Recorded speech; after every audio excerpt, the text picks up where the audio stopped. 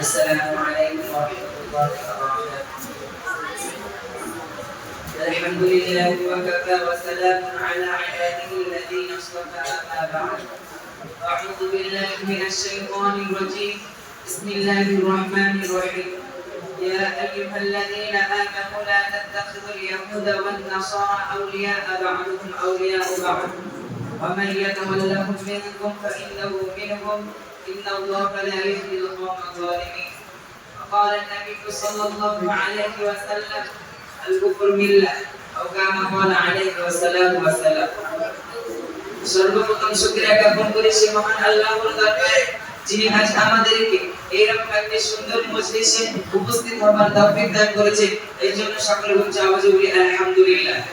অতঃপর যাকে সৃষ্টি না করলে আগে আপনি গাছপালা পাহাড় পর্বত এমনকি 18,000 মখলুকাত কিছুই সৃষ্টি হতো না।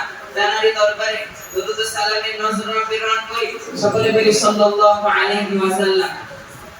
অতঃপর আজ আঞ্জুমানে ইসলামুল ইসলামে উপস্থিত সভাপতি সাহেব এবং মাদ্রাসার শিক্ষক মণ্ডলী এবং আমার সামনে সুদক্ষ বিচারকগণ সকলকে আমার পক্ষ থেকে আন্তরিক সালাম প্রীতি শুভেচ্ছা ও মোবারকবাদ জানিয়ে আমি আমার সংক্ষিপ্ত বক্তব্যের দিকে ধাবিত হচ্ছি। আমার তৌফিক ইল্লা বিল্লাহ।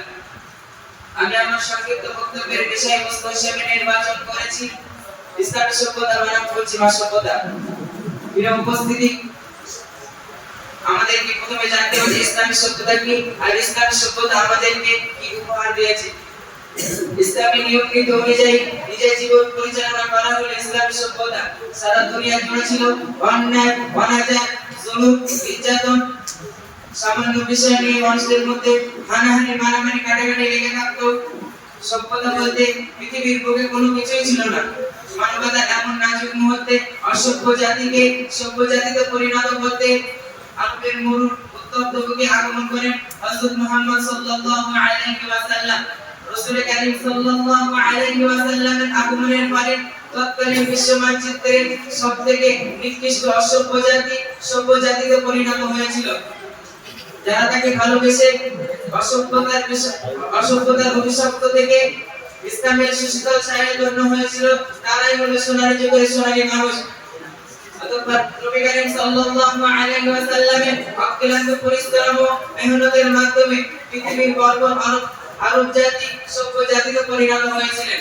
নবী করিম সাল্লাল্লাহু আলাইহি ওয়াসাল্লাম মানুষের মধ্যে ভ্রাতৃত্বের অধিকার প্রতিষ্ঠিত করতে ঘোষণা করেন, হুম ইখওয়ানুকুম জাআলাহুমুল্লাহু তাহতা আইদিকুম ফাআত'ইমুহুম মিম্মা তা'কুলুনা ওয়া ইলবাসুহুম মিম্মা তালবাসুন। নবী করিম সাল্লাল্লাহু আলাইহি ওয়াসাল্লাম সাদা ও কালোর পার্থক্য দূর করে ঘোষণা করেন, ওয়ালা আহমারু আলা আসওয়াদা ওয়ালা আসওয়াদা আলা আহমার ইল্লা বিত্তাকওয়া। শুধু তাই নয়, নবী করিম সাল্লাল্লাহু আলাইহি ওয়াসাল্লাম দুনিয়া গরিবদের মাঝে পার্থক্য দূর করে সকলকে এক কাঁধে নামাজ পড়ার শিক্ষা দিয়েছেন। সম্মানীয় উপস্থিত, ইসলামী সভ্যতা আমাদেরকে শিক্ষা দেয় যে সমাজে চুরি, ডাকাতি, লুণ্ঠন, ধর্ষণ এসব থেকে নিষিদ্ধ। কিন্তু সমাজে এইসব ঘটনা ঘটে চলেছে। যে ঘটনা আমরা শুনলে আমাদেরকে কাশি উড়ে ওঠে, যে কাহিনী আমাদেরকে বাকরুদ্ধ করে দেয়। এমনকি সমাজে এমন ঘটনা ঘটছে যা জাহিলি যুগের ইতিহাসকে হার মানায়। ইসলামী সভ্যতা এগুলোকে শিক্ষা দেয় না, বরং পশ্চিমা সভ্যতা অনুসারীরা এই সমস্ত জঘন্য কাজ করে সমাজকে কলুষিত করে তুলছে। প্রকৃতির পক্ষে ইসলামী সভ্যতার অনুসারীরা এসব কাজ করতে পারে না। সম্মানীয় উপস্থিতি, পশ্চিমা সভ্যতার দিকে দেখলে আমরা দেখতে পাই যে পশ্চিমা সভ্যতা আধুনিকতার নামে দেশের মুসলমানদেরকে মগজ ধোলাই করে দিচ্ছে।